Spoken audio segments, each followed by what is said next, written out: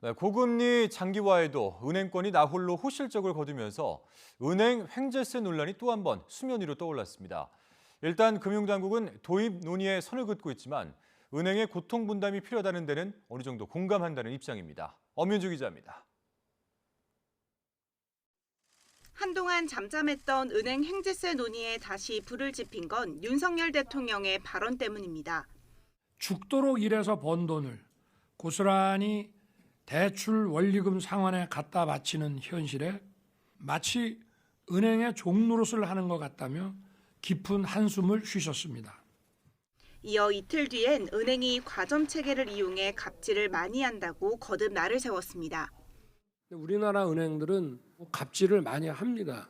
그건 왜 그러냐면 그만큼 우리나라의 은행 과점 상태, 이것도 일종의 독과점이에요. 지난 2월 예대금리 차로 인한 은행의 이자 장사를 겨냥하며 내놨던 표현보다 수위가 한층 더 세졌습니다. 고금리, 고유가, 고물가 속에 서민들의 시름은 깊어만 가는데 은행권 홀로 호실적을 거둔 걸 또 한 번 지적한 겁니다. 실제로 3분기 5대 시중은행의 누적 이자 수익은 30조 원을 넘어섰고 5대 은행 임직원의 지난해 1인당 평균 연봉이 1억 원을 넘는 것으로 나타났습니다. 은행의 초과 이익을 세금으로 도로 걷어들이자는 횡재세 도입 목소리가 커지는 이유입니다. 국회에서도 이미 관련 법안이 발의된 상태입니다. 하지만 금융당국은 정부 차원에서 구체적인 방안이 검토된 적이 아직 없다고 선을 긋고 있습니다. 어떤 방법이 좋으냐는 여러 가지 고려를 해서 우리나라 특성에 맞게끔 하겠다는 그 원칙하에서 보고 있고요. 다만 은행권의 초과 이익 환수 필요성엔 어느 정도 공감한다는 입장입니다.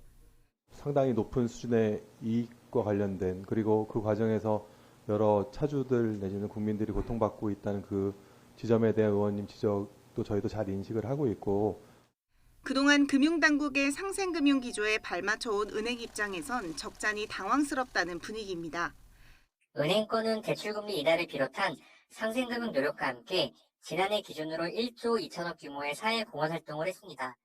법인세에 추가로 회계세를 부과하는 것은 과도한 측면이 있습니다.